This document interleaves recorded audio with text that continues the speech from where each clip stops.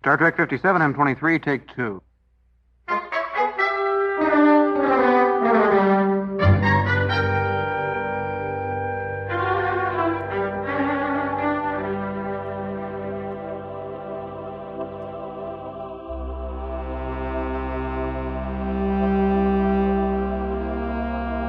It's the It's Got Star Trek podcast.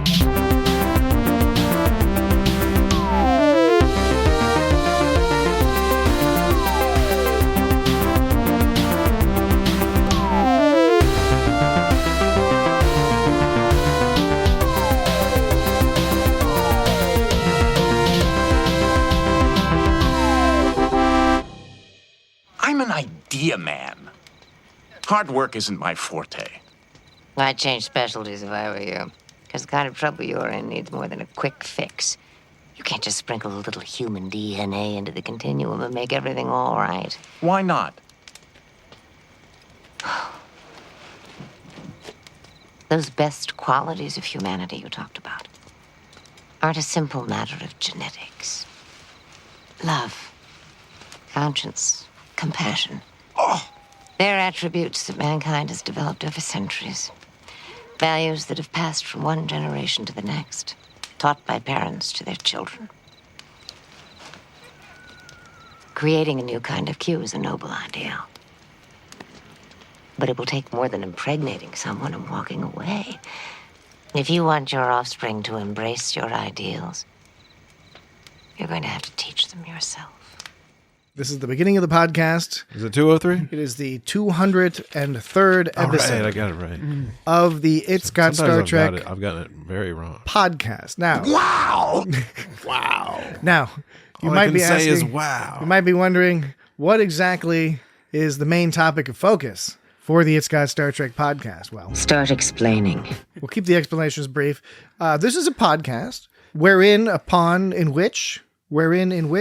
within which, during which, over the course of which, You're creating a labyrinth Really? of words. we discuss Star Trek. And that, and that could be TV episodes.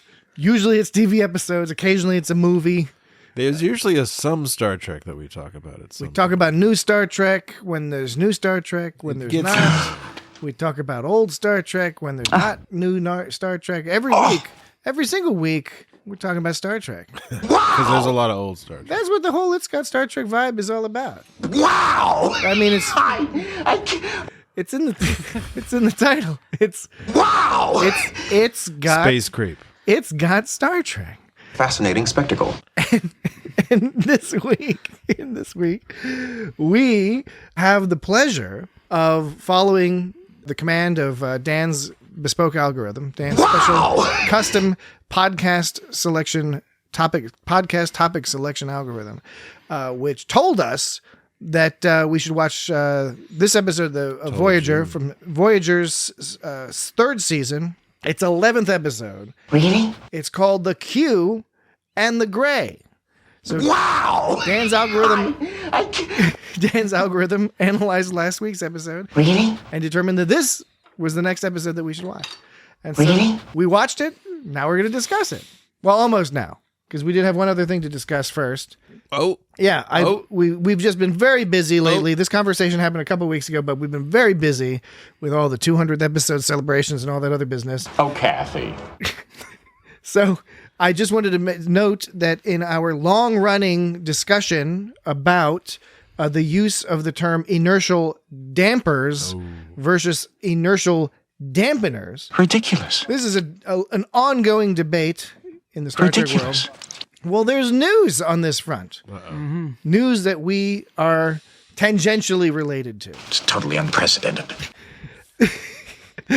So what happened was listener Grayson, who sent in a great audio submission for our 200th episode. So you have all have probably already heard his voice. He, after listening to one of our episodes in which we had brought this up, he asked on Twitter, he said, "Hi, It's Got Star Trek. Great takes on SNW's musical episode. Truer words were never spoken. But that's not why I'm here. I came here to defend inertial dampeners over dampers. Then I checked the tech manual and I am shook." And then he tagged Mike Akuda.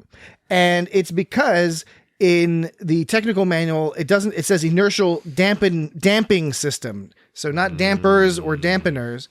But here's the cool thing. What's cool in my book, if one asks me. You mean like in your cool book? And many ones have. Michael Lakuta responded and said... It's totally unprecedented. He said, and by the way, for those not in the know, and this is very few of you listening, Michael Lakuta has been core to the design aesthetic for Star Trek since TNG days. And he responded. that book, right? He responded to this question. And, Wow! yes. Good job, Dan. Thanks. I had asked earlier, I'd asked Dan, I was like, hey, Dan, were you able to get enough sound effects, sound clips out of this episode? Dan was like, oh, yeah. He got at least one. But yes. Mine's bigger. Okay. Mike Lakuta said it really should be dampener. However, no matter what you write, people will say damper. I realized this fairly early on and decided it was best to bow to the inevitable, lest I create even more confusion. Nevertheless, we probably did use dampener a few times. Now, there's a tendency to shorten it. People are going to say, instead of dampeners, is going to turn into dampeners. But and then it's just going to turn into dampers. But on the other hand, I think more people are familiar with the word dampener than they are with the word damper. Not saying that damper is like some obscure word, but more people would be, I think, prone to saying dampener, I would think, because dampens is a more commonly used word, I would say, than you mean like damper. to make moist, dampen? Yes, as opposed to... And then dampener. Isn't that moisten? Dampener is one who makes moist? Yeah, dampener. Or a thing that makes moist. I just don't think damper gets used. Wouldn't it be moistened? I don't think damper gets used in sentences all that much outside of Star Trek. I mean, I'm sure it does to some folks in the world, but like in your everyday person kind of thing. There's the damper. I would be more likely to say the word dampener in my daily discourse than I would damper, unless I was talking about Star Trek. I myself am on the side of dampener. I've always preferred dampener. It makes more sense to me. Mm-hmm. So we have this great response. So on the one hand, Mike Lakuta has explained that, yes, it was intended to be dampeners. So that sort of answers that. But he introduces some potential confusion here, because then he says, well, people kept saying damper. He says, we probably did use dampener a few times. But in my mind, dampener was like the right way to say things, and when they said damper, it was wrong. But I think, Dan, you might have the reverse opinion. Mm-hmm. And the thing is the only way to solve this really, there's two ways. And the first way, which is the more reasonable way, is to do a script search, a script analysis, using some sort of computer algorithm. Nice program, Tommy. And the other way is to fight a duel. No, the other way, A slap because fight. the only problem with the script analysis is it could be prone to error because people may have mistranscribed. And I would be particularly worried about mistranscription in this particular case, because I could see them saying dampener on screen and somebody saying like, no, or vice versa, indeed. You may have heard something different. So a script analysis might be the first step. It's the most practical. I think, though, ultimately, to find the answer, we will have to undertake a research project in which we watch every episode of Star Trek with the express purpose of keeping an eye out for the times they use damper, dampener, and or alternative things. Maybe you should just choose the ones that have that word in. But we don't know. That's a good point. I'm sure You could do a search. algorithm would help us. Maybe. I guess Nice that's a fair program, point. Yes, Tommy. that's a good point. Or a variant of the algorithm. You could search for every example of the word either damper or dampener, and then review that episode to see which one they say. I honestly was hoping we could get National Science Foundation funding for this, maybe some NSF funding, just so we could watch Star Trek. It wouldn't have to be all of Star Trek, just TNG and onward. Mm-hmm. Yeah, just TNG and onward. I don't think they use like the only one. I don't think they use the term on They're TOS. only missing TOS. That's or TAS. I think that's probably the most accurate direction, except if you if we account for the I'm fact looking that for maybe we get tired and like miss some here and there. That's why we'd have to spread it out over the course of a long time, so we wouldn't get tired. I would have a different solution to that problem, which would be we and other people that we hire would all in parallel be watching, and then we would compare the scores, and only where there are significant differences would we then go back and have a second, possibly fourth round of viewing among all the raters. We could also train. It's called inter-rater awesomeness. We could also That's use the technical term. We could also use transcription software to do that now, but in order to make sure it's perfectly accurate, we would have to train models on each of the voices in Star Trek. But not only that, we'd have to, and this might be the difficult part. So we'd have to, every character in Star Trek that has ever existed in TNG onward, we'd have to train a model for each one and then run the transcription service. I think the further, but only the ones that have said either dampers or dampeners. I think the further complication, but how do we find that out? By watching them all. Well, and the further complication is we'd have to find some way to be confident, and we may not be able to do so, that we haven't introduced some sort of bias one way or the other into the algorithm, into interpreting, because dampener and damper are close enough that you could imagine that even a high fidelity AI. High fidelity AI. even a high fidelity AI running on all sorts of NVIDIA processors. High fidelity AI. Video games. Well, long story short, quadraphonic. Somebody's going to have to watch all the episodes in a row and actually put out a spreadsheet, a database, collect all this stuff. We'll run some statistical analysis on it, and we'll get to this answer one time or another. But we do need funding for it. And since it'd be a full-time job, I need enough funding to cover my existing salary. and then we can move forward with this project. So we'll set up a Venmo. We'll set up a Patreon. Or some sort of business. You'll figure something out. OnlyFans. You can, we'll set up an OnlyFans. I won't do that. Yes, you will. By mating with you? Okay. All right. So yes. Anyway, that was the. I won't do that. I didn't want to forget about that and let that linger too long. So that was cool. Thanks so much, Grayson, for thanks, Grayson, including us, making us tangentially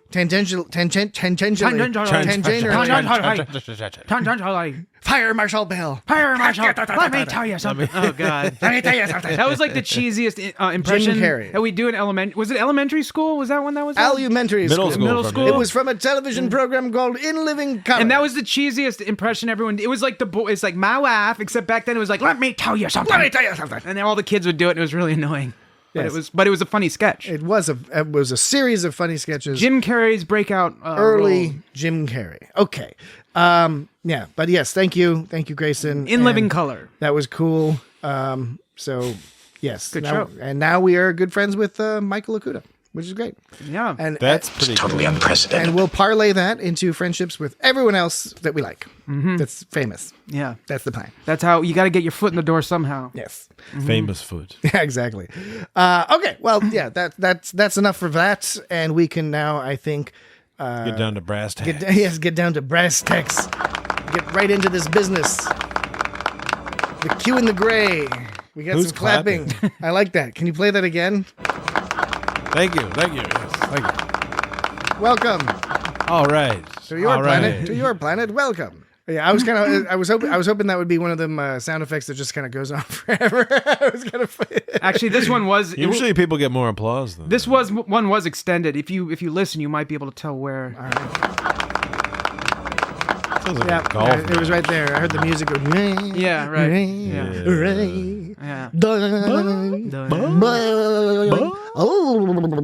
What about this one? As a matter of fact,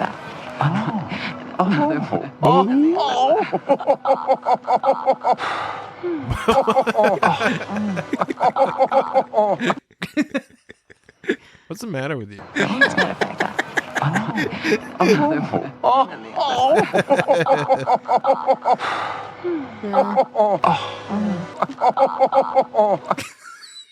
I don't know what's going on. We provide a high value podcast. That was there was the Q procreation scene. This was actually how it sounded.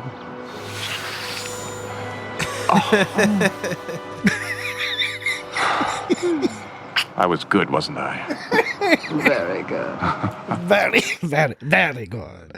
Very good. That was the scene where Janeway was all like creep spying or on. So we have to make a brief diversion to discuss that particular scene. That was it? that particular shot. That was weird. Okay, there's a lot of weird stuff in this episode. Creep spying. I don't know if that's the correct term, but you know what I'm saying. Very good episode, justifiably classic episode, but also there's a lot of weird stuff. And one of the weird things I kind of found out by accident, which was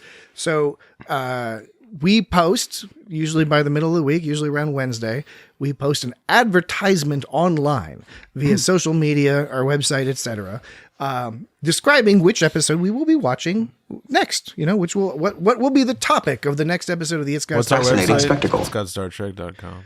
Yes. And so I put together an ad explaining that we were going to be watching The Q and the Gray, and I went and I got a screen grab from The Q and the Gray of said scene, of the glowing penis touching scene. That was it? And I put it online, and a number of glowing penis touching scene. And finger penis. Two finger penises. We'll talk about the genitals in a bit. Okay. They're cute.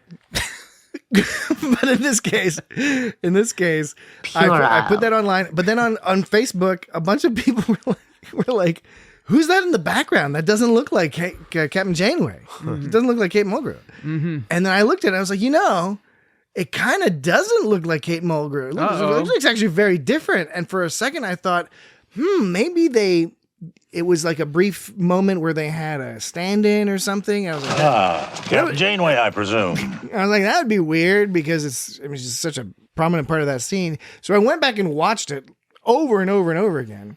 And no, it's definitely Kate Mulgrew. It's just Kathy. that she does look really different. There's something about the lighting and her facial expression that it's just for a couple frames, and I happened to grab one of those frames when I was selecting one. It's just for the because advertisement. she's good at making the faces, the interesting faces. Like, for example, a quick aside at the end when there's the Q baby, and she's all like waving at the Q baby. She gives this like great sort of like this. She's like smiling and has this like very picturesque sort of waving that she does. And then when they go away, she transitions that and flips her hand into like a head cradle with her hand at the very end. It was very smooth. It was very graceful.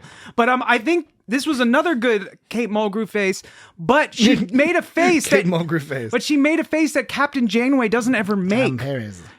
Captain Janeway never like makes this like curious like, oh, let me see. She never has to have that look on her face where it's like, hey guys, let me see. Don't leave me out, because nobody ever leaves out Captain Janeway. Right. That's right. And she's never been in that position before of having been left out of something she wants to see. So we just never seen her make that face. So I just sent you both the picture that I'm talking about, the advertisement. Take a quick look at that and tell me what you think. This is us looking on our phone, looking at our phone. Dan and Jesse loading up messages. Right now, I'm looking at my phone. She does look. That does look. It looks weird, right? It does look weird. Something's going on with her upper looks lip. like an elf person. Her upper lip looks a little different. Like she's got some gauze in there or something. Yeah. There's a blurriness. I think it's just the light about the cheek. I know that the podcast medium is an auditory medium, but you all can go on our Twitter. That's how I hear it. Facebook or whatever. You can go check out the picture. You'll see what we're talking about. And that way we can interact beyond the audio medium. It's a way for us to interact that it's not just through your ear It's ear holes. asynchronously, because like we're doing this now and you'll interact if you decide to later on. You can't possibly interact at this point in time we're recording this. At least according to the standard rules of physics that we are aware of. Oh, Jesus Christ. Okay. All right, let's keep moving. Wow! Okay. Wow. So we start out this episode with Captain Janeway being all awesomely nerdy and excited about seeing a star go supernova. Wow! And being up close. And Neelix is excited too. I like how it was Kess, right, who was all like, "This is great. It made me more interested in like stellar phenomena." Yeah, right. I was like, that's the kind of thing you say to your teacher, like on a field trip. Right. Well, that's how the doctor was sort of responding, was as kind of either a teacher or like, "Fuck this star nonsense." Was he? I wasn't sure. He was acting as a teacher, but did he ever have like an interest in Kess? I can't remember. No. She was like his nurse, basically. He was training her to be a medic, and so that was what he was doing it in the context of, hey, stay in sick bay is where all the cool stuff happens, where we like cut off people's limbs and beam babies out of bellies. And right. I remember she was a nurse. I just couldn't remember if the doctor ever expressed any kind of romantic interest. I don't think so. Because the producers, in their being wise producer, I'm being sarcastic here. They were like, it's fine for her to be dating this like 40-year-old dude. Yeah. She's like 2. Let's not complicate that relationship by introducing like a bald gentleman being into her as well. What's the matter that he's bald? I'm just, it's an, you're right. It's not a bald thing. It's just like an age thing. My point being, like, she's a 2-year-old person, and and like they're trying to be all like cool in 90s styles. Like, no, that's cool that she's 2 years old and having a clearly sexual relationship with this rat monster man. And people were like, I don't know if I'm philosophically flexible enough to get this sci-fi. You know? He's a space creep. It was a weird. That's Neelix. You're thinking Neelix. I was talking about Neelix. Yeah. Oh, I think you were talking about Neelix. Yeah. The doctor. I'm saying never was interested in her, but I'm just saying the producers wouldn't add that onto it. I got you. He's a professional. The doctor. He's a professional. But yes. So.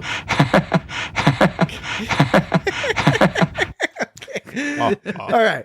So you've got Neelix decided. Kess is nerding out and thinking it's cool. All that fun stuff. Janeway's like, all right, enough of this star business. I'm going to go to sleep. And she goes into her room, and it's got all those satin sheets and stuff. And then Q is there. And you're all like, oh, my God, it's Q. Oh, word, it's Q again. Look, Q's being all Q. They give me a terrible rash. It's talking about the sheets. Yes. So then, because it's the 90s, they presented Q as basically sexually assaulting Janeway, but like in a comedic way. You're right. It was hilarious. He like forced some sexy clothes on Janeway. Yeah, he undressed her. Yeah. And he's way more powerful than her. He suggested to her that foreplay lasts like billions of years or something, which is like kind of like. It's like, no, that's too much. That's too much. It's just too much. That's just too much. No, it was just a weird thing to say to someone. It's a little bit weird. A little forward. I don't know. Yeah, he does sexually harass, borderline assaults her. I guess he does kind of assault her. I think. Okay, so this is the tricky thing because that shit wouldn't fly today. Of course, this is meant to be a lighthearted, largely lighthearted and comedic episode. Spock. They do portray Janeway as being like, fuck this guy. She's doesn't even act worried, right? She's just like, what an asshole.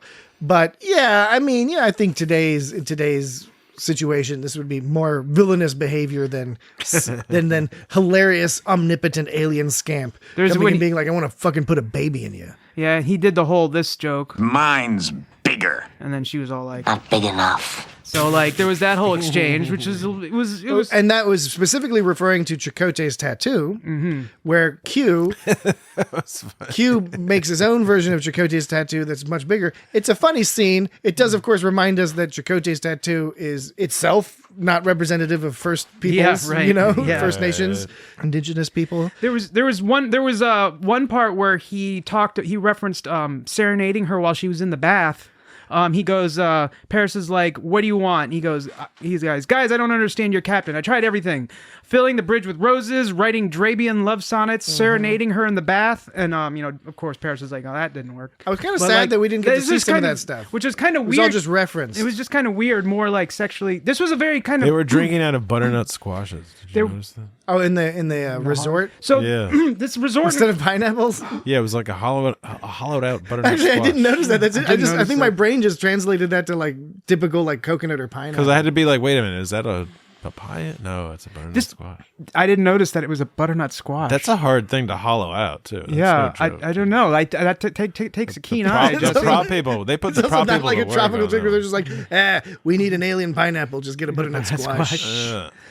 Dig it out. This episode was kind of male gazy. I mean, speaking of the butternut squash, that whole scene with like them having scantily clad women like sort of serving them drinks. This is a very Tom Paris. It's a very Bermany, Braga-y, Bermany vibe to it. You're right. Lots of male gaze. The plot itself is like it's just simply Q wants to put a baby into Janeway, and then there's one part where first of all, there's female Q. There's Q and female Q. And I want to make a big deal about the female Q thing. Just briefly, let me just state what annoys me is that they in the credits and stuff they refer to her Susie Plaxton's character as female Q, and what's annoying about it is like, yes, I understand for practical reasons you have to differentiate between Q, but in other cases it's been Q2, or in this episode it was Colonel Q. Yeah, Colonel Q. Right. Whereas an active role, female Q. Right. And then what that accentuates is the example of that kind of subtle bias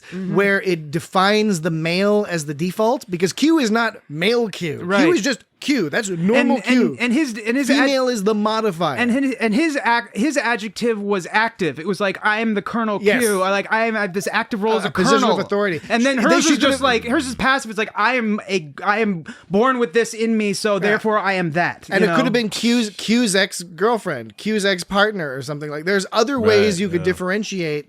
It could be red-haired Q. Mm-hmm. It's just female Q. It's just like so fucking blatant. There were a couple lines like when she's female Q says tossed aside for someone 5 billion years younger. It's kind of just like, the old stereotype of like typical 1980s style joke. Yeah, and then Torres say, but this was the 90s. It was 1996. And Balana says to female Q, she goes, I understand perfectly. You aren't the first female who's ever had a man run out on her, which is also kind of like a weird. Balana's on it. Balana's definitely on it, man. I don't know. Balana's on it. Yeah. So I think that's one thing that holds things back a little bit for this episode, because this is a really enjoyable episode. I think Kate Mulgrew does a great job. Like all the acting is fun. John Delancey's always wonderful. At the end, Q talk refers to female Q as the old ball and chain. Although I think that was more said in jest, I guess. Yeah, but it's still given you never know. Given the pattern, it's still framing it as my fucking bitchy wife. Yeah, is going to give me a hard time if I'm not back home at time. And along with the pattern of the rest of the episode, it kind of just that's what I'm getting at. Yeah, there's the humor that is the male gaze views. The humor itself is from a male perspective. The Colonel Q says the continuum's a dangerous place for all of us right now, not to mention a solitary human female. Yes. I admire your bravery. Female. What about a human male? Like why does that's fine. Tom Paris. He can use Q weapons apparently with no problem. Right, yeah. That was the other weird thing. There's a lot of weird things. Apparently you can just go up into the continuum and gain the power of the gods. This reminds me of an old fantasy novel series called Dragonlance I used to read like when I was a lot younger. Was that a sort of a penis reference, Dragonlance? Yes. Was it's all about penises. I mean, many things are. Dragon penises, sword penises, fireball penises. The dragon dildos that are apparently very popular. Anyways, so there was a character. I forget what they're called. There was a new... Just type in dragon dildo. They're called Dragonlance. It reminded me of when the neutral mage, Raceland, went to the land of the gods to try to become a god himself. Once you enter the land of the gods, somehow you gain the power of the gods. And so how are they able to wield a Q weapon? The Q weapon is going to fuck them up, but it's like trying to listen to the word of God or whatever. It's supposed to destroy you. But if you're in the continuum, apparently you can wield Q weapons and kill Q as long as you're let into the continuum. And apparently it's not that difficult to get into the continuum. So it seems like a glaring sort of whatever. It's just part of the story. It doesn't matter. But it's still it's like, I don't know about this wielding Q weapon. Suddenly I have the power to kill Q. No, it jumped out at me weird, too. Yeah. It's fine. It's like okay, they're just resolving the episode. Yeah. But it stands out as being a little goofy to see everyone is like, all right, you had some Civil War costumes in the in the back thing. Right. Because, so the Civil War costumes, I know that was silly, but at the same time, as Janeway even pointed out, is like, before the continuum was on a desert road, and it's like, okay, there's this analogy of Q. That's cool. So I was able to deal with that a little bit, but they took it the analogy a little far with the Q weapons and things like that. I think again, it wasn't just displaying a message. It was also they were able to wield those things, those analogies in the continuum. Honestly, one of my critiques of this episode, as much as I enjoy this episode, one of the critiques is there is no real message. The analogy of the Civil War, they don't take it very far. It doesn't mean anything other than to position the conservative Q as the Confederates and thus the bad guys in the context of our perspective, because we're on the side of normal Q, even though he's sexually assaulting our captain or attempting to. Right. But we're still on his side for some reason because he's a rascal. And there's already sort of this thing where Q takes them into a costume sort of situation, there was the Robin Hood thing, and there's probably been there's a little of that where it's playing it out again a little bit, but again, taken by itself, I thought entertaining. But really, it's what is the analogy? The metaphorical and physical analogy. It's the sci-fi part is the cool part, right? And that's where I think you have Brandon Braga and you have other people. A lot of Voyager veered a little bit more towards let's do cool sci-fi stuff and worry a little bit less about the moral stuff. Because there's a bit of a moral here at the end of the episode where Janeway gives that well-performed speech about like, wouldn't it be nice if we stopped like solving problems with violence? And, in our country's history, it was like one of the worst things and so terrible, blah, blah, blah.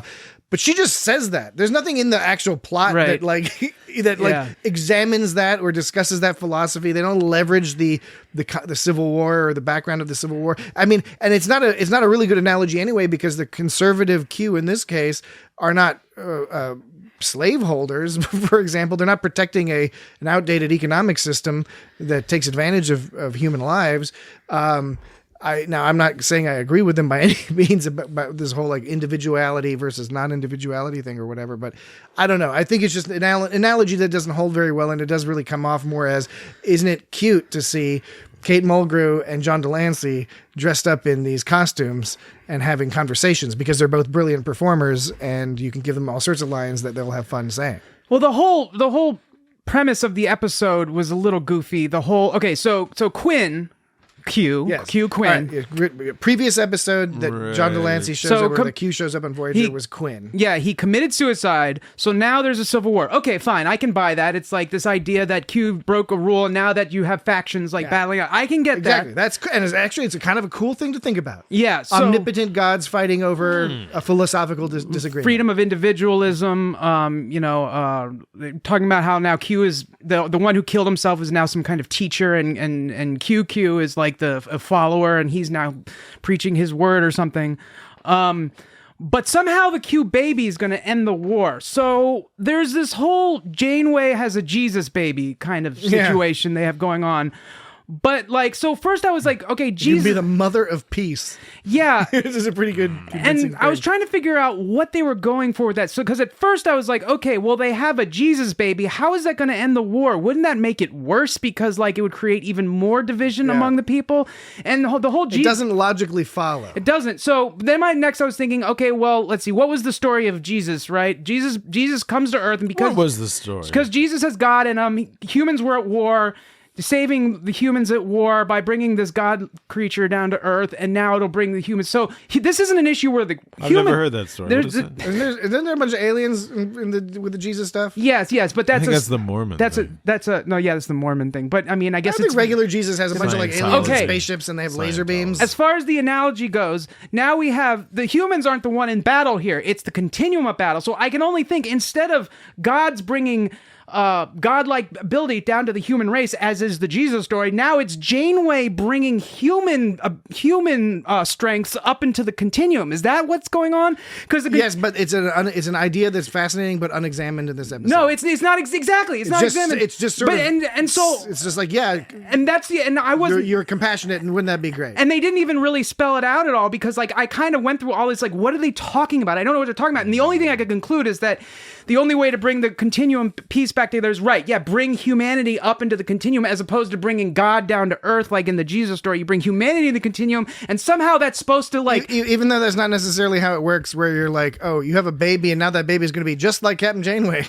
It's like, doesn't she have to raise it? Yeah, right. Well, I think that Q was going to take her on a lot of. She turned that down pretty quickly. That whole going through dimensions. He was talking about you can go on an extra dimensional adventure with me, I guess, or something. He's an idea man. He's an idea man, right? Wow. I'm an idea man. I'm an idea man Hard too. work isn't my forte. My idea is that we should continue discussing this when we come back from this break. Okay. So we'll take a quick break, and when we get back, we'll continue discussing this, and there's a high probability that we're gonna talk about the potential mechanics of sexual relations between Q and a human female. Mechanics. All right. We'll be right back. Oh, why?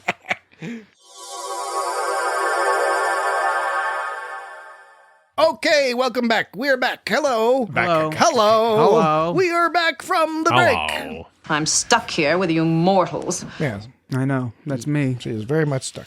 Oh yeah, I guess she played a Klingon on TNG. Oh, Susie Plaxton. She played Dr. Silar on TNG as well. She only appeared once, but she was referenced many times. I just wanted to. She also was on Enterprise as an Andorian. Quickly finish my last point from the break, which is very short. Excellent. the baby human in the continuum. The baby. Let's say the baby human. I have a baby human. Let's say the baby human in the continuum somehow introduced humanity to the continuum. I don't see how that's going to spread throughout the continuum, and like other people would suddenly agree. I didn't get it. Would both sides suddenly be like, "Look at this humanity, and it's in the continuum. Now we're really happy, even though we like look down on humanity. Now it's up in us, and that's going to somehow save us all." And I guess we were wrong all along. So the Q is the only Q that seems to care anything about it. Right. So it's not like there's going to be all these followers. They're going to, I don't know. Like Patrick said, they didn't explore it really enough.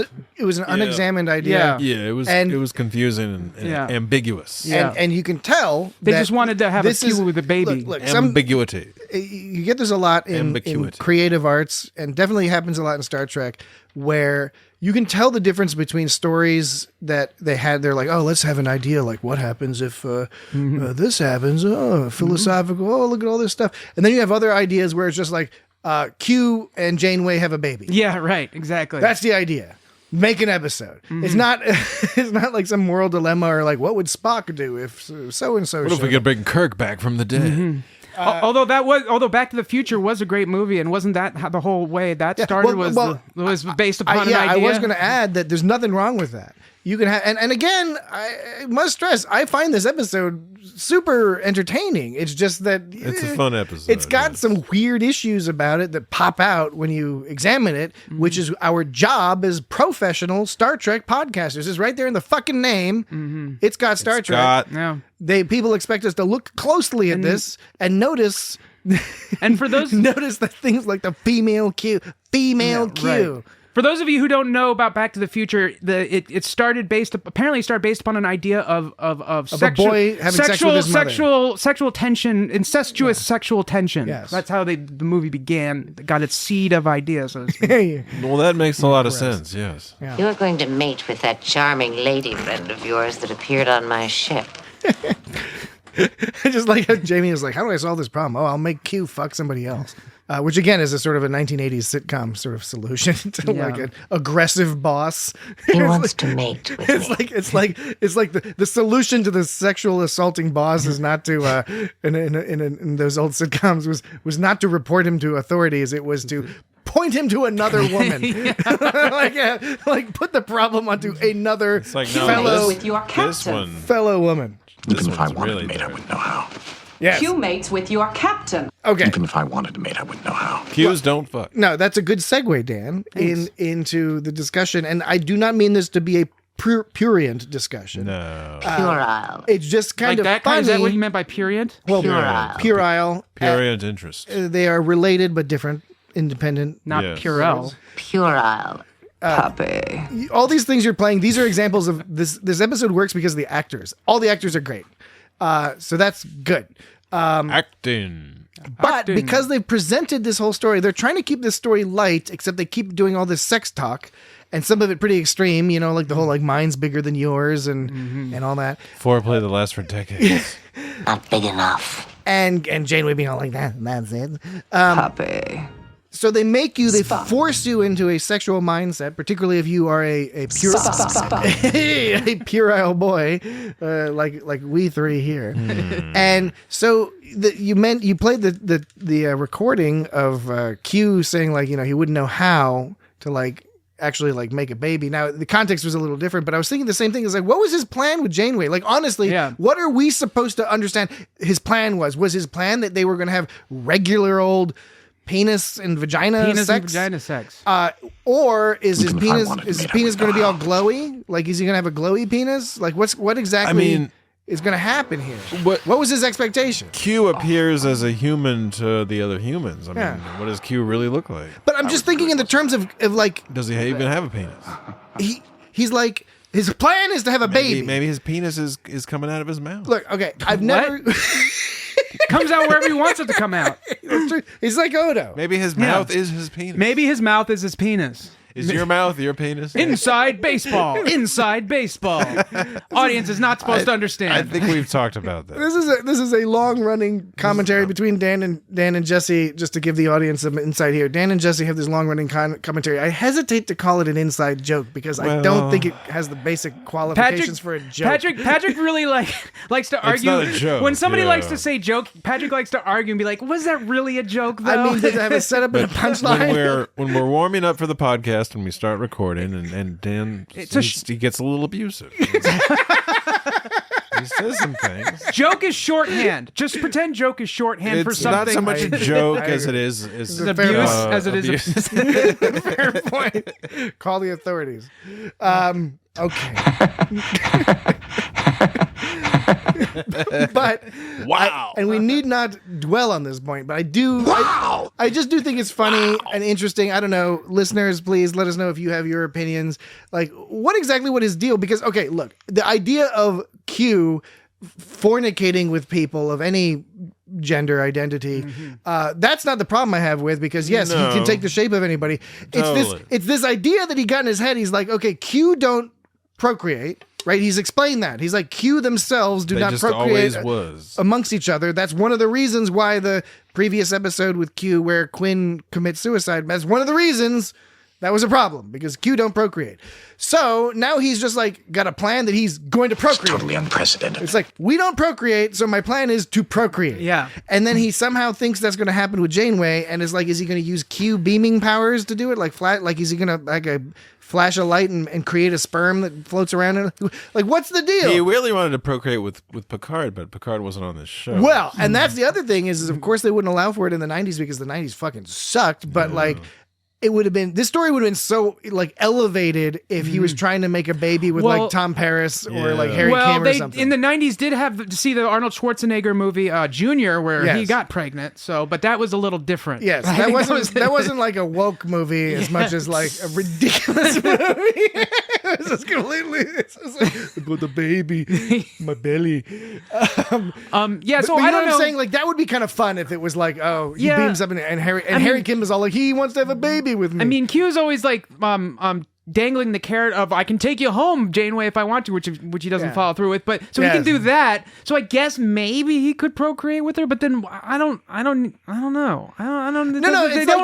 They can say whatever they want because it's Q. It's an invented thing. So they can be like, oh yeah, it turns out they can. But they've set it up to already say, oh, we don't procreate, as opposed to saying, that's true. Oh, we used to billions of years ago, but now we don't have to, or whatever. That's true. They've framed it a certain way that's now confusing because it further muddles the plan, because you've already described very well how the plan just is sort of like it's not they've declared it as if it's a video game plan where it's like, okay, you do this and then you get to the next level, right? Whereas actually it's just some crazy ass idea he had. He's like, I don't know, maybe if I fuck a human and make a baby, that's gonna solve all our problems somehow, without actually explaining or interrogating that idea. We know your little visits usually turn out to be more than meet the eye. More than meets the eye. I was actually going to I meant to play something different there. But it was very loud. So that's wrong. This is what benefit of playing something very loud. I meant to play this. I don't see how a baby is going to end a war being fought by a race of omnipotent beings. What I do with my baby is none of your business. was that from Lost? Wait. My baby! Stop it! What if I want to see the baby? What if they did something to the baby? I don't see how a baby is going to end a war being fought by a race of omnipotent beings. Is that all from Lost? What I do with Lost? my baby is none of your business. What if they did something to the baby? What if I want to see the baby? What if they did something to the baby? You know, I never saw that Lost show. It was good. Yeah. Let's see. There was some IGST. What else was there really to say about this episode? There's too much. There's plenty to say about this episode that we haven't gotten to yet. Yes. Okay. For example, Molly. Just talking a little bit more about that holodeck program of the that's supposed to give sort of Miami vibes. But still, they had Neelix working there. Well, okay. So here's the thing: they have a holodeck program. This is all the early Star Trek shows. Like when you're in the beginning seasons, you know, the first half of the series, these seven season golden era Star Treks. Hell yeah! They have certain characteristics to them. like, for example, one of the characteristics of early Deep Space Nine is they dealt with like some pretty intense, wild stories, but they also had these like super abrupt endings because they were still like, you know, like having to be like, oh, we got to reset everything by the end of the episode. Yeah. So yeah, that was a characteristic there of Deep Space Nine. Voyager, like I said earlier, it was a lot of leaning into the sci-fi part of it more, like doing some fun sci-fi stuff and worrying less about the other bits, but then also like trying out these funny things where they sort of perfect a little bit later on. Like here, they have this holodeck program where they're like, oh, these people trapped on this ship, they need a chill place to hang out. So they're like, we're going to make something look like a very small hotel swimming pool on like the not beach side of a Miami hotel or something, you know, it's like, it's trying to go for that tropical vibe, but since it's shot on set, it's so small and weird. They started that earlier that was an earlier episode. This was not by any means the first referencing, but they understood they needed like a 10 forwards type place, right? And that's true. I think the idea of having a social lounge is cool, but later they did more of like, you know, they had the whole Fairhaven stuff for a couple episodes, which was cool. Yes, indeed. And they did some other stuff. This was just weird because it's like, it's all weird colors and stuff, and there's these hollow women that don't have any lines whatsoever. And this one seems super sunny, like like whatever artificial sun. Yeah, it was like really shining on I think they used the same set in another episode. Was it the one where Kes was going back in time? I don't know. There's one episode where they went out. Oh God, I just thought of this now, so I can't tell you where. It looks like the outside of some cave on like Vulcan. Wasn't there one where Kes went back in time? One that where was a Voyager episode we did where someone was like going back in time or something. There was that weird Kes episode where she was all like forward in time. Oh, maybe that was it. I don't know. There's some episode. God damn it! I want to I have to figure this out now. There's too much Star Trek. We did too much podcast. I just thought of this. No, I just thought of this now that I think they used that same set for another outside party scene they have in Voyager. Oh yeah, no, I wouldn't remotely surprise me. And they used that holodeck program on many episodes. Maybe it's just the same program. They're just chilling in their, you know. Memory Alpha refers to the girls that are hanging out with Harry and Tom as hollow consorts, which is both gross and apt. Yeah, drinking out of squash. I know. I would have never noticed that. Well, Jesse's got a keen eye for vegetables. I've cut up several butternut squashes, and it's quite an ordeal. And like it's something like if you hollow that shit out, to make a drink out. You know what sucks is when you like walk into the kitchen. And you're all like, ooh, cantaloupe. And then you're like, oh, it's butternut squash. Well, which no, I like. I like butternut squash. It's just that when your mouth starts making cantaloupe juices and then you bite into a butternut squash. It's different. I can sympathize, but I'm not a big cantaloupe guy, so I can only imagine. What are you? Are you one of those weirdos who's like into like honeydew? You like honeydew? No, I don't like any of those melon. You like watermelon? I'm not. I mean, I like watermelon the best, but I don't really care for watermelon. I don't dislike Which water. fruit do you like? Okay, look, I'm telling you. You like dragon fruit? Look, you asked me the question. I'm answering it. Watermelon, to me, I like watermelon, but I don't care enough about watermelon to want to deal with watermelon because it's kind of, it's like, listen to me, I'm telling you. I find it real boring. But like, I actively, it's too watery. I actively have negative feelings towards cantaloupe, honeydew, and melon. I just melon. What do you like? Strawberries? Like, are those the only two kinds? Cherries? See, I don't even know because like I dislike them so much. What is it? Is it just cantaloupe and honeydew? Are those the only two types? Well, those are two big types. The two big types. There's other types. There's of all the melons. variations. Okay, so cantaloupe and honeydew, I don't dislike actively. Like I'm like gross, but I'm also like there's like the golden honeydew, golden delicious, except like if given the like a cantaloupe. if given the choice, there's the yellow watermelons. I'm sorry, I keep interrupting you. If given the choice, there's just so much fruit. I don't think he's sorry. I don't think he is either. If given the choice between cantaloupe, honeydew, and some other fruit, I wouldn't be like gross cantaloupe, honeydew, but Apricot. Can I finish the No. Can I finish? Can I finish before we move on to a different fruit idea? Can I finish before we move on to a different fruit idea, please? I'll try. Thank you. Given the choice of 3, I would choose the third fruit unless the third fruit was like rotten, gross fruit. Wait, I'm sorry. What's the third fruit? Yeah, I know. You don't know because you were too busy thinking about apricots or whatever. Logic dictates that what you're saying now is that basically cantaloupe and honeydew are like your least favorite fruits because you're saying essentially you'll take any other fruit. Yes. So what am I at? What I'm saying fruits? is like, yeah, are you kiwi, mango, cherries, papaya? Okay, like that's a great question, but it's a question you ask after I'm finished answering the first question. That's my point. Well, durian? That's why I'm asking. What about durian? Durian doesn't count because it's like... It's not a fruit. It's a fruit. No, I'm saying it doesn't count, not because it's not a fruit, not because like it's not delicious to a lot of people. I'm just saying that's a fruit that deserves its own discussion. That deserves its own discussion. All right. Well, I'm staying out of that. I think it's important that I brought it up. So we have that we have that clarification that it's not every fruit. Durian is significant. It's a significant fruit that deserves a lot of significant discussion. It's an important fruit, but I think it's out of the scope of this discussion. All right. So melon, cantaloupe, fine. If I got a third fruit choice, I'd most likely pick the third. What about like choice. a bag of lemons? Oh, but just to clarify, I guess I would pick the cantaloupe and honey. The third, like a dry, the like third a dry, fruit, sweet fruit. The third fruit being a dry grapefruit. Any fruit other than cantaloupe or honeydew. I knew. Is that what you're saying? Yes, and I knew by saying that I'm opening myself to all sorts of gotcha scenarios, like a bag of lemons. Gotcha scenarios. Like a bag. Oh, Patrick got me with a bag of lemons. I mean, come on. You were worried I was going to pull out the bag of limes. Fruit that people are known to eat casually. Do you like lychees? Lychees. Lychees. You know me. They always in high school. They always called me Patrick, the casual fruit eater. Mm-hmm. All right.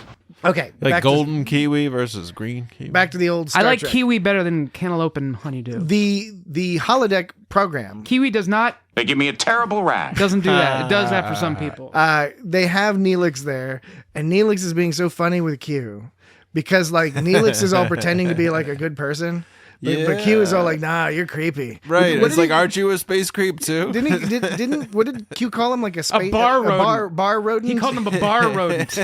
That's fucked up. And then he rip some hair out of his beard? I don't remember He plucked some hair out of his beard. He pulled on his whiskers. He at least pulled on. I don't know if he pulled out the hairs, but he tugged on it. He tugged on his whiskers. In a hard, painful way. That Transformers More Than Meets the Eye clip I played earlier, it would have been better fit here because Tom Paris says something about more than meet the eye. And that threw me because I've always heard it as more than meets the eye. And Transformers is proof of that. I will turn the sound... It depends on the concept of whether or not the thing is plural, the subject is plural or not plural, right? Well, we can look this up, what the line was. Well... More than meet. Do you have... We know, what did he actually say? We know your little visits usually turn out to be more than meet the eye. Yeah, because there's a plural visits. Yeah. But could be the Transformers gets it wrong because it's plural Transformers. So you think Transformers gets it wrong? I turned the volume down. Well, That's like a translation. Let's just listen to the comparison. Okay. We know your little visits usually turn out to be more than meet the eye. More than meets the eye. Yeah. And they proceed that with the Transformers more than meets the eye. So I don't know. I'm not saying either are right. Decepticons. I'm not saying either are right or wrong. I'm just wondering the rules in that scenario is all. That's a good question. I like Transformers. I don't have an immediate. Me too. I don't have an immediate I like them answer. better than the GoBots. The GoBots song was like... the GoBots was some bullshit. Even the song was bullshit. It was all like, the GoBots, the GoBots, the GoBots. I know. That being said, I watched every single GoBots. I did too. I had a bunch of GoBots. But I watched as them well as Transformers. I watched them ruefully. And I was like, Ruefully. you guys suck. They were just like smaller and easier to transform. Yeah, and cheaper. And some of those Transformers were hard to figure out. And you would just be like, I was like, when I was like, 6 years old, and some of them couldn't figure out how to do it. It was like, what the Some fuck? of them turned into like people and dinosaurs and like aircraft it had carriers. 3 things. Yeah, 3 things, and they were giant. I never had one of those. Oh, I had one of those. Whoa, it was like a dinosaur and a tank. And I also never had a Millennium Falcon either. Which is I didn't either. Well, me neither, but I didn't watch Star Wars until I was like 17. I had a Y-wing fighter. I used to watch a lot of Star Wars. Yeah, I saw like clips here and there. I mean, he had some. I was like, those guys with the laser swords. Luke Skywalker. For the longest time as a kid, I thought the lightsabers were called lifesavers. As a child, You're making that. I'm not. That's what I thought. I thought they were called lifesavers. This anecdote is meant to demonstrate that I'm stupid. Yep. Hey, I was a kid. Kids think a lot of dumb things. It is true. Kids do think a lot of dumb things. And then I turned 18. It's human nature. Yeah. Now you're all gonna make fun of me. No, not Now you're gonna make fun of me. No, not at all. Puppy. Look at that vocal fry. Puppy. Yeah. Puppy. Oh, Susie Plaxton's great. I mean, we mentioned Yeah, some of the was other great. characters she played. Every single character she played in Star Trek is awesome. Pat, did Jesse say she was a Vulcan? Jesse, did you say she was a Vulcan? Or not a Vulcan, She was a a Klingon. She's Worf's ex. Yeah, she's the Worf. mother of Alexander. Yes, precisely. So she's the mother of Alexander. That fucking loser, Alexander. I know. It was one of the funniest things in Picard was the total, like, so much of Picard is a meditation on fatherhood, and they completely lied Worf's son. They mentioned Riker's son, right? Mm-hmm. Anyway. DS9 didn't treat Alexander so nicely either. Yeah, they made him out to be like a total nerd. Yeah. And the nerd And we're pro nerd here. No, but not like he was like Klingon nerd. But not like a nerd who's good at stuff. No, like, no. She was on dinosaurs. You're right. That is particularly egregious. Like a nerd that's bad at stuff. Yeah. I'm a nerd that's bad at stuff. Who was on the show Dinosaurs? Plaxton. What did she play? Well, she was on tons of Some shows. sort of brontosaurus. Yeah, she was. Oh, the definitely neighbor. on The neighbor. Was she on the neighbor brontosaurus? I don't remember. She could only enter the house through the windows through her head. She didn't see her whole body. Oh, right. Yeah, that's right. Okay, I remember that now. Yes. Well, she was also on the Torkelsons. Remember the Torkelsons? Like Peter Tork from the Monkees? No. His last name is Torkelson. Did you know that? No. It's true. Peter Torkelson. Look it up. No. It's fucking true, bro. Okay, we'll stipulate that that's true, Dan. Just to continue the conversation. She was on lots of shows, but not Seinfeld. I don't see any Seinfeld. She was on lots of shows, and so Kalar is the main character people maybe remember her for, but she did play Sellar, which is she's a doctor on the Enterprise D. She was on an Enterprise Star Trek Enterprise, and it reminded me because somebody recently was talking about like it's so stupid that why would the Enterprise D has like 1,000 people? Why'd they only have one doctor? I was like, they didn't have one doctor. They had a ton of doctors. It's just that Beverly Crusher was the chief of medicine. She was the head doctor. You gotta have a few. And we're watching main characters, so we're seeing the main characters go get treated by the chief of medicine. They got all these other doctors. Mm-hmm. But anyway. You got that nurse... Ogawa. Yeah, Ogawa. Mm-hmm. Yeah. Who eventually, I believe, becomes a doctor. Mm-hmm. Yes, so anyway... Susie Plaxton's great. She's really good here. She's got a particular arch direction where she's like playing like a 1920s mall, I guess. Is it M-O-L-L or femme fatale? Sort of a cross. She's got like, I don't know exactly what her characterization is because it's sort of a mix of different things. Don't try to understand it. It's far beyond your limited capacity to comprehend. She almost sounds like she's leaning into doing almost a Janeway-ish, Janeway light voice. A little bit. And maybe they're trying to... What are you doing with that dog? Maybe I'm not talking about the puppy. I'm not talking. That line was so deliberate and and it was the cherry. It was the introductory line. And the joke was so like obviously coming at you from a mile away or whatever. And then the response that they gave, they were both like, Q gave this look like, oh my gosh, I can't believe she said that. She wasn't talking about the pup. She wasn't talking about the puppy. She was talking about me. It was like pretty bad joke, but it was I kind of dug it because it was just so. It was performed well and it was funny, but also not funny because it's just more misogynistic. I'm not talking about the puppy. Is that what you thought? I'm an omnipotent You were talking about the puppy. So the person, so okay, with the Q business, right? Q, you have Q and you have Q. Q is there talking to Janeway, and then Q shows up. Q, and he's like, "This is Q." And they're all Q. They're all Q. Now, the Q who is presenting herself as a woman, Q has decided on that presentation for one reason or another, plot reasons primarily. And then immediately starts positioning themselves in a human-female hierarchical Western dynamic, and when they go to that Civil War shit, she's wearing like a dress from that period with a hairstyle from that period. Yeah, and it's like, okay, I do understand why they're doing all that from a narrative 1990s television perspective. I get it. Television. It's also now looking at it, you're like, oh, they missed so much fun. They could have done so much fun stuff having played around with gender identities and power roles and that sort of stuff. But not in the 90s. No, instead they engaged in sexual innuendo. And we will engage in some more sexual innuendo when we return from this, our second and final break. Don't count on it. Be right back.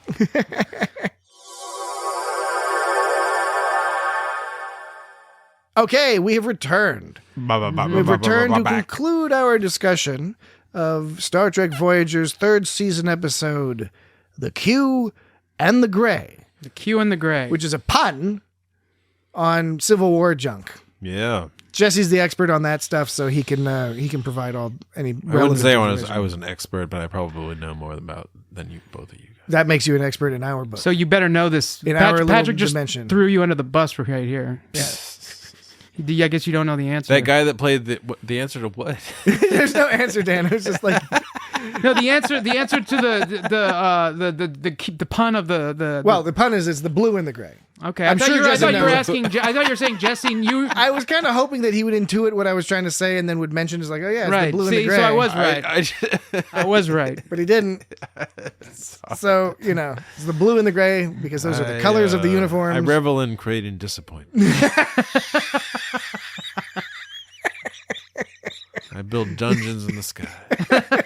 It's like on your resume, your little timing toad statement of purpose. I revel in creating disappointment. Okay. Okay. Let's do it. Limited dissatisfaction. I like that. Do you have that Cisco thing where he's like, okay? That's one of my favorites. There's the evidence, and then there's okay. Let's do it. Yeah, somewhere I have that. I think it's okay. Let's do it. Yeah. See, I found myself the other day saying okay in that same sort of manner. Evidence. I mean, I've been doing that for years. Yeah. Okay. Let's do it. All right. Let's do it. Let's conclude this conversation. Next to that, when I type it in, is this. That was a Gormagander. No, that was a Gorn. That was Gorn that sounded like some kind of toilet or something. Yes, the problematic toilet. Gorn porn. Gorn toilet porn. The problem toilet. Problem. It's like Problem Child with Gilbert Gottfried. And Problem Child 2. With Gilbert Gottfried. Yes. Why don't you slip into something more comfortable? See?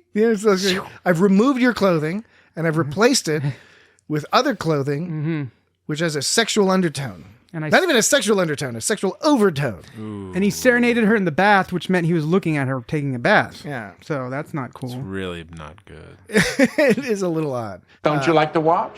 But it is fun. It's difficult to reconcile it in my brain because I'm watching this and at certain points it's like, this is cringy, but I'm like, but it is well constructed. Like the lines are well written and stuff like that. Capable of copulation. And that's, it's funny. It's hard not to laugh at stuff like that. Like I said, even the joke about I'm not talking about the puppy. Like the fact that it was so clumsily executed, somehow made me think they did it that way on purpose or something. Yeah. I don't know. I agree. They were going for something. How obvious that joke was, plus the overreaction of their facial expressions. I don't know. Something I was just it went so over the top. It kind of worked for me in a way, but it's still uncomfortable. I mean, I might be giving it some leeway because it was made in the 90s. Like if something like that happened in a Star Trek episode now, what would people say? I don't know. You would turn it right the fuck off. I don't know what I'd do. Yeah. And not saying because I have any preconceived notion about today's Star Trek, but just the point of if something in the 90s were to happen today,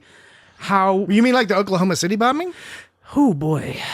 What about the Unabomber? Or Kurt Cobain? No, I was more talking about... blowing his brains out? I was more talking about... Frank Zappa I was more talking about opinion influenced by nostalgia, not nostalgia for horrible tragedies. You're talking about Monica Lewinsky? Oh yeah, no, I get what you're saying now. They give me a terrible rash. If you are out there in the audience, if you're a on the younger side or on the new eyeball side, and you never watched this before, you don't have nostalgia for this. Let us know what you think. Does this come across as like an unforgivingly misogynistic episode that is impossible to enjoy? Or don't you like to watch? Is it charming enough to overcome some of those undercurrents that sadly I probably didn't notice so much until this most recent watch because I haven't seen this episode in a while. So some of this stuff I will freely admit these are thoughts I maybe would not have had back in the day. Certainly would not have had back in the day. Certainly did not have back in the day because I would remember. Capable of copulation. I could have chosen a Klingon Targ. He could have copulated with a Targ. He could have. And would he have a cerulean microbe? You see, Q just likes to run his fucking mouth. He's not gonna fuck a Targ. Come on. Well, Targ. Go fuck it, Jesse. Go fuck a Targ. I should start saying that.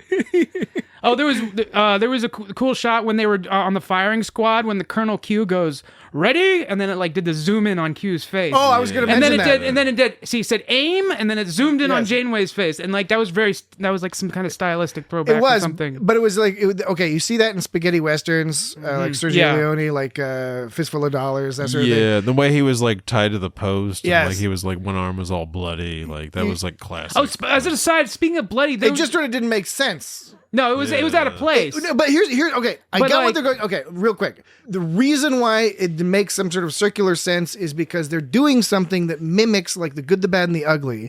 The good, the bad, and the ugly takes place during the Civil War and involves extensive scenes with both Confederate and Civil War, Confederate and Union soldiers. Sort of fictional, hypothetical, like sort of Civil War. So there's already a conflation with this idea of the Confederacy, the Civil War, and that certain type of aesthetic, including that zoom in shot.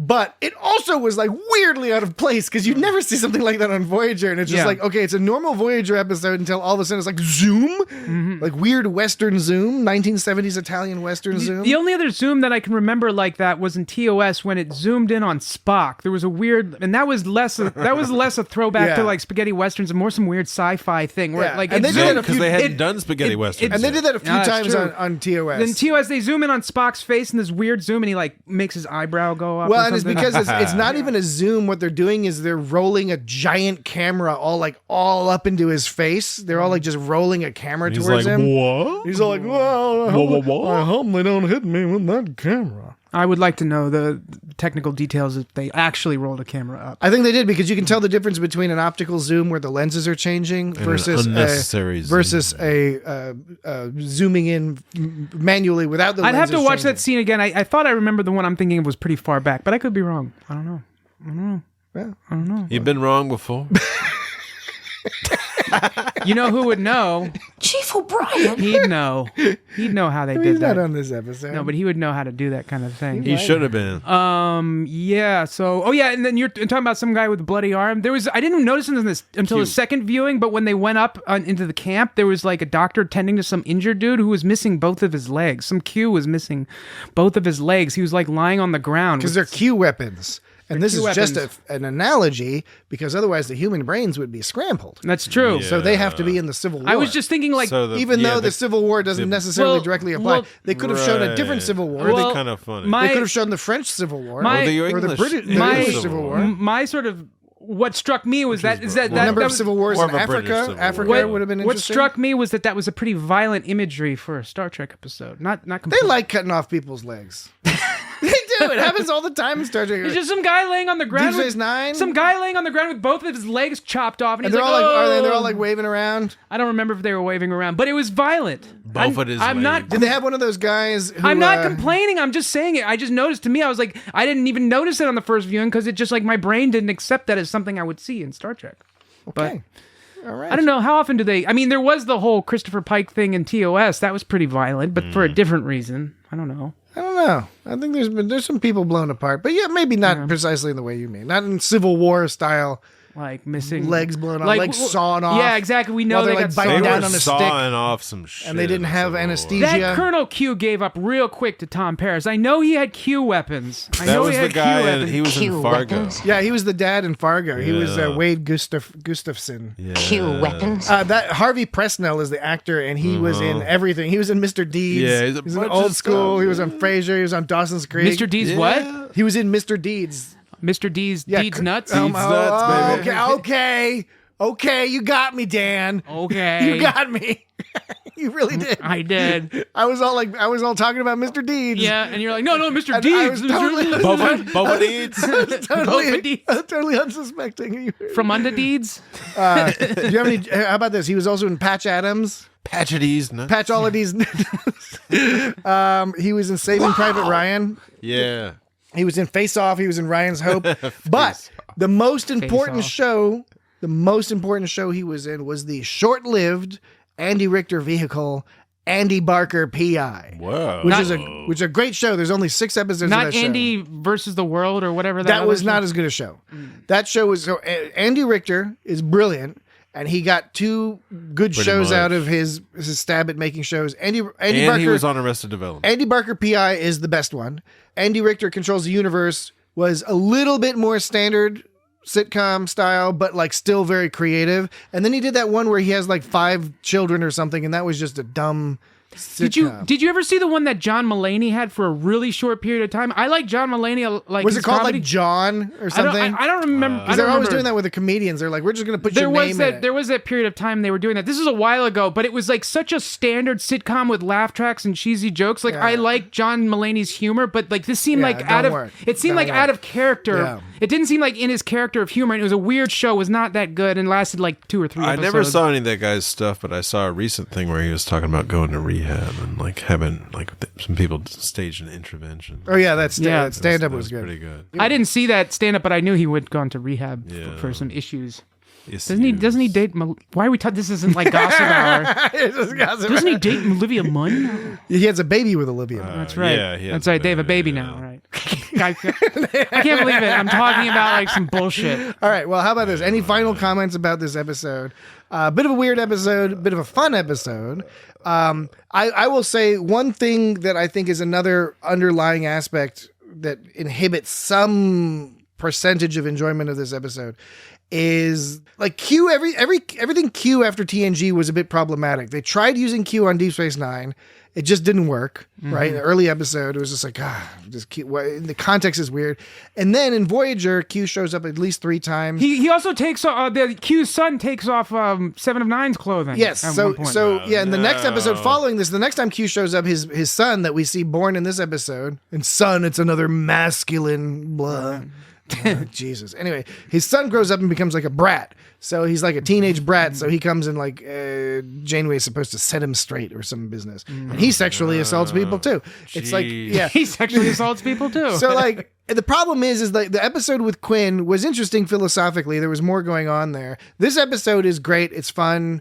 It's a funny concept. It's a good episode if you're just willing to accept it. It's very silly. It's all very silly. And anytime you're dealing with an omnipotent being, if you stray too much from the actual like sort of philosophical thing where like, so in TNG, Q was generally used as a philosophical foil to bring out something in the characters on the show. For example, he gives Riker Q powers. How does Riker react in the scenario of absolute power corrupts absolutely? Yeah, that was a serious episode. That's an interesting we haven't spoken story. about that one.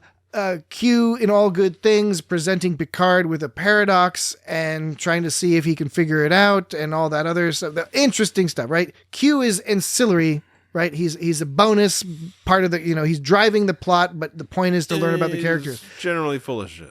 We don't learn much about the characters in this episode, right? We don't learn much about Janeway other than she does mention that she's interested in having a child. That's sort of interesting. I don't, it's not necessarily followed up later, but okay. We learn a little bit about the Q continuum, which is kind of cool. I don't think it was really info we learned about Janeway and more just like sort of like it was part of the plot to get her like to make it seem like she's interested. True, in but the idea. I'm grasping at straws to try to see how in any way any of our characters have changed as a result of this story. So they don't really meet the components of a proper story if there isn't some change. Even in episodic show, even if things get reset the next episode, there is still supposed to be, I learned something, or you learned something about me, or I learned something about myself. Well, I guess Q kind of like evolved a little bit in a way. But my point is that I'm arguing that when you have omnipotent characters, that doesn't work. Yeah, because they're static by definition. Yeah, and like it's the whole Q plot with having babies or not having babies and Civil War. It gets all complicated and confusing because this sort of it's not internally consistent. And Q normally used as a foil to help other characters. That's not happening here. We do learn a little bit about Q, and that's kind of cool. Okay, do you guys like the TNG Robin Hood episode better than this one? No. Yes. See, I think I like this one slightly better than I think I do too. I'd have to watch the Robin Hood TNG episode again. I know it's a classic, but like I'd have to watch it again. It's sort of classic, but it's just funny because Worf is all like, "I'm not a married man." Yeah, right, like, exactly. That's I like pretty much it. the best part. I like it. I'm going to remain consistent here and say that I like the TNG episode because it's about Picard, and it's about Picard and is he capable of love and all this other stuff? Because that's the whole premise is that the whole, dealing with Vash and all that other stuff. That's interesting to me. It's a little bit more interesting That's to me why I say I have to watch the episode than an episode where ultimately Q has a baby Yeah. with another Q. And again, the future has all this interesting stuff going on, so long as you still have standard heteronormative situation where you have a man and a woman god having a boy god baby. And the dad is real proud of that god baby, but his bitchy wife is hanging out back in the continuum, even though time doesn't matter. And then the other thing is Q is like, she gets mad if we're late. And it's like, was that supposed to be some kind of subtle joke? Because like, you can't be late. You're Q. You exist at all things at all times. It doesn't make any sense. Anyway. I sound more frustrated than I am about this episode. It's just I liked it, but there's like these things. Yeah, no, I agree with you. There's definitely they things observed one supernova after another, and nobody ever said any sort of plural of supernova, like supernovae, which would be supernovae. Yeah, and nobody said that, but nobody ever said incorrectly supernovas. That's good. I just wanted to point that out. I'm actually very glad you did, because that's an interesting thing that I hadn't observed myself. Why was Neelix so weird about Sometimes it's harder to observe the things that aren't there than the things that are there. Why was Neelix so weird about the champagne issue? There was like a whole champagne discussion. There was Janeway was like, "Who brought the champagne?" And Neelix was like, "Champagne, Captain. I thought you wanted. I didn't know you want champagne." And she's like, "Relax." Neelix is a figure of speech. Like, where did that even? What was the point of that line? I don't know. Just to show us that Neelix doesn't understand human colloquialisms. Yeah, like, maybe. it just didn't. It seemed weird and pointless. Yeah, but what makes it weirder is it's kind of not a colloquialism. Champagne is associated with celebration, but usually because you have champagne. Oh, so you think Janeway was at fault? You think Janeway was at fault? Look, I'm not saying that that there's no scenario in which somebody's like, "Oh, break out the champagne," but they only mean it in the metaphorical sense. Sure, I'm sure that happens, but is it that common, or is it more like it's New Year's, break out the champagne? We have actual champagne here, as well as apple spritzer for those who prefer not to partake. I don't like champagne, and I don't like it because it's like some sort of iconic tradition or something. Do you prefer Prosecco? Yeah, maybe. I think I've had Prosecco, and it's like a little nicer and crispy. You know what's good is a Prosecco with a chunk of key lime ice cream just plopped right in there. But I just... So... And just sprinkle a little opium on top. So either for whatever reasons, whether for Patrick's reasons for the champagne or my reason for bringing up, either way, it still to me seems like the line was kind of pointless. It was a pointless exchange. It was weird. It was a pointless exchange. You're talking about things people say. There was a line they said, "with all due respect," which is a kind of a weird cliched line when they say that. Totally. When Colonel Q goes, "Quite simply, really, since Q is the ringleader of the so-called freedom faction, we shall have to execute him." And Janeway says, "With all due respect, sir, there are no chapters in the history of my own people were more tragic than the wars," which blah, blah, blah. And so with all due respect, with all the wars, tragedy, blah, blah, blah. We're going to explain the moral philosophy. We're not going to sort of play around with it or interrogate it or demonstrate it through people's actions. With all due respect is kind of like that's an order. Yeah, that's an order, right? It's kind of like that. With all due respect, that's with all an due order. respect, that's an order. Yeah, it's just cliche. It's just things that apparently. I'm ordering you to provide all due respect. I want to know if military people say those things a lot. How do you determine how much respect is due? Exactly. What scale do you use? What is the respect scale? I want to know people in the military. I want to know how often they say "with all due respect." I want to know how often they say "that's an order," and I want to know how often they say. Not with all due respect, but may I speak? Permission to speak freely. I wonder how often they say that one too. Right. Yeah. We may never know. Do you think that the scenario emerges within the military construct that the people who are going to say yes to a request to speak freely are also going to be the same ones that the people who wish to speak freely would deduce would be fine with them speaking freely without asking permission? Oh, right. Like when they asked Picard, when Riker asked Picard to speak freely, Riker knows Picard's going to say yes, speak freely. You know, it'd be great if like when Riker would ask Picard, if each time Picard would sort of take a moment to consider it and be like, yes, Yeah. But like not immediately, not like of course, but like maybe a good like 9 or 10 seconds of that would be more believable to me. Yes, in this case, yes, you may. Right. That would be good. Well, we can add that to our research project. We'll be able to get additional funding if we can have multiple parallel studies running at the same time, so we can have a list of keywords that we want to keep an eye out. Keywords and key phrases. So dampers. Did you say parallel or parallel? That's in order. What? Is that like penguin? Well, or we penguin? know. Hey, Jesse. You know what we do know?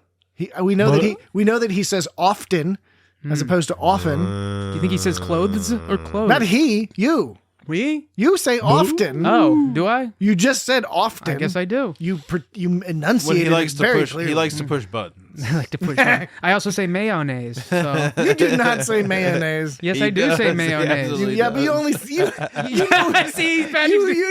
say it, but you know why you say it. You're doing it on purpose. You're not saying he says it, it's to push buttons. He says you're not quote unquote saying it. You're saying it because I'm doing it on purpose. Is what mayonnaise. it is. I do like a good mayonnaise. Mayonnaise. So I do not. So let's Jesse does see. not. There was the bed, the weird '90s satin sheets on a heart-shaped bed. That was fun.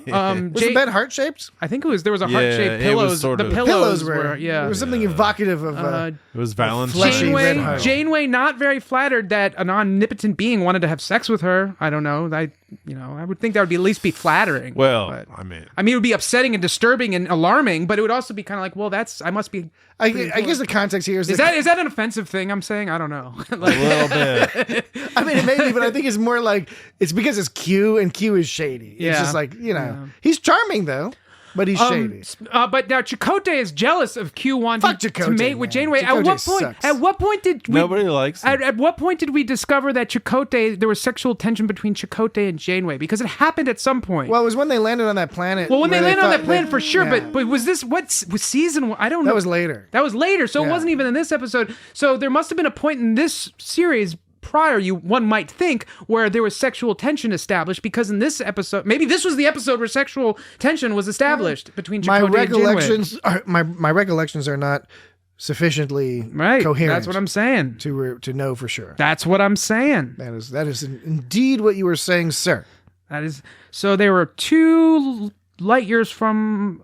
I'm trying to figure out how close was that supernovae? 10 billion kilometers. They were the closest yet. Right. Okay.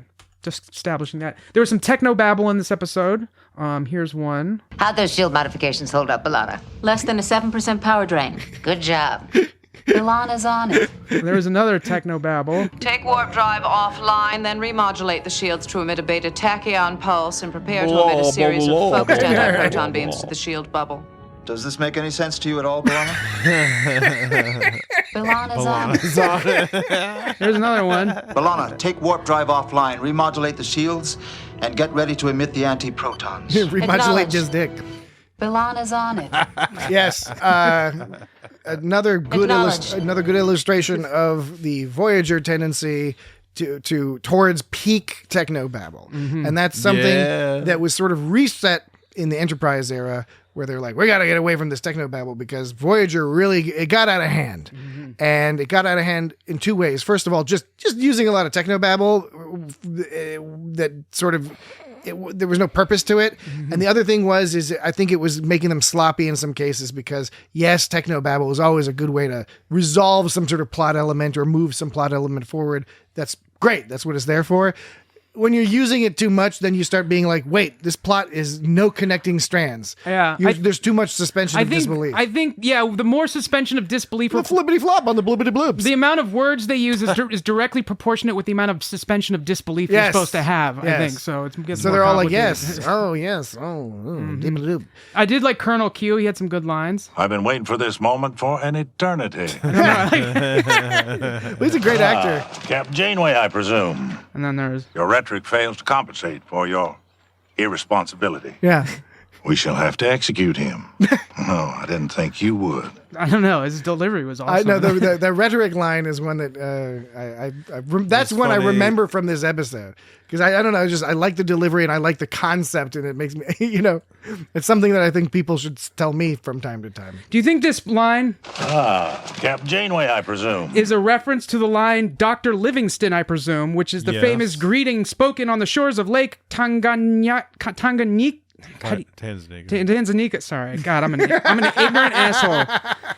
It was the Welsh American journalist and explorer Henry Stanley. Yeah, that was he was like Dr. Livingston. Livingston. Yeah, I know. I read that. He was like the only white guy. I know. I read that off of Google, and it was very obvious. I read that off of Google because I couldn't pronounce anything. But I did actually remember learning about this in elementary school. This whole Dr. Livingston. Right. But did they expressly teach that there's like basically like as Jesse alluded to, it's a joke. Like the gag was the gag was a joke, right? Like, you're the only white guy in this area, right? You got to be that dick, right? No, so he's all like probably like Dr. Livingston, I presume. Yeah, no, I know. Yeah, they did teach us that it was fun. You went to a high quality school. You got a good education. I did get a good education. So that the Captain Janeway, you just went like James Brown said. So James Brown said to go get a good education. So that's even more evidence that it was a reference to that because of course it's Captain Janeway. Who else would it have been? When he said Captain Janeway, never mind. It's fine. No, it's not. I didn't think of that. And, Janeway. I mean, it could have been somebody else. I could have chosen a Klingon Tog. All right. Well, Kathy.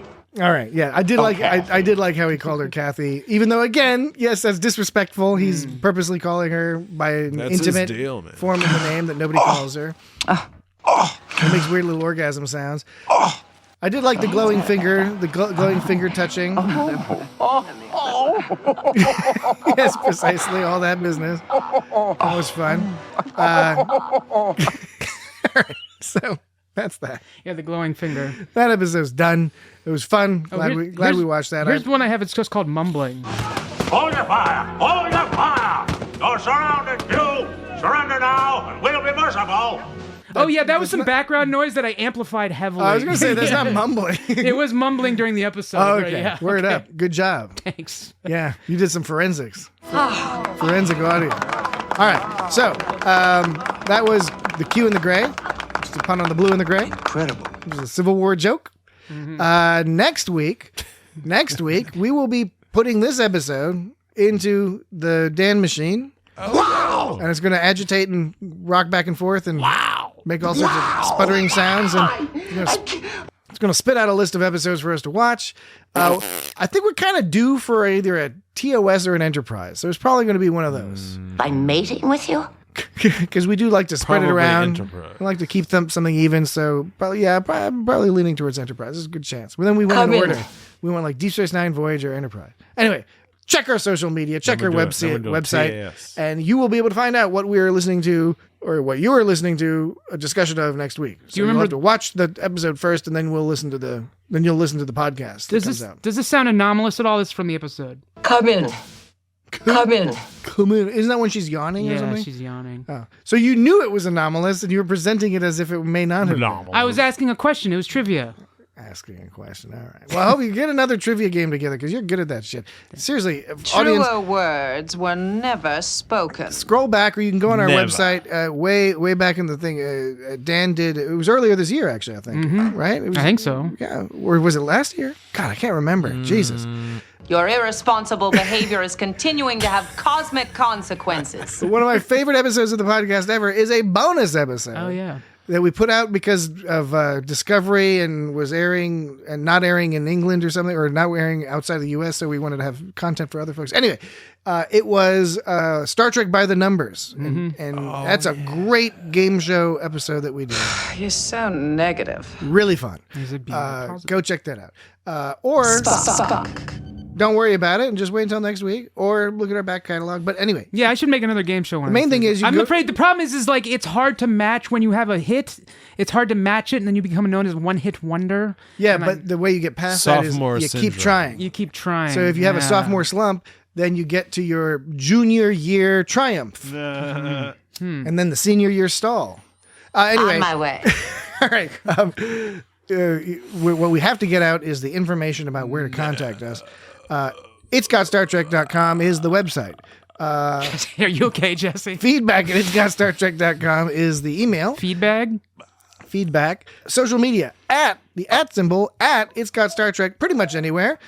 Twitter, Mastodon, Facebook, Blue Sky, Threads, YouTube, all of it. You can find us and you can communicate with us and you can give us suggestions. You can help advise what we should do with Jesse. anything you want to do. It's almost like Zombocom. Not quite as good as Zombocom, but almost as good. But you can find us anywhere on the social media sphere. Otherwise, fascinating spectacle. Don't forget. Then in a couple of weeks we're gonna be discussing the new. We're gonna be discussing the new Lower Decks. Lower Decks is coming back. Excuse me, sir. Lower Decks is coming back September 7th. Excuse me, sir. A day that we're living in for. September 7th is the 4th season premiere of Lower Decks. That's pretty soon. And we will be doing weekly coverage, of course, of Lower Decks. But next week it'll be a new thing.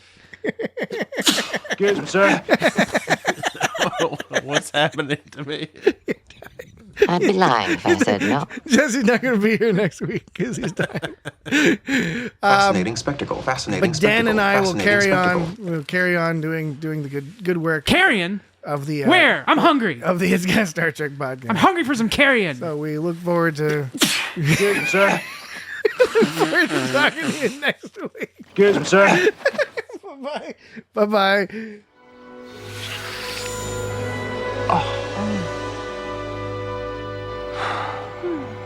I was good, wasn't I? Very good. That was it? You had your chance. Don't go crying about it now.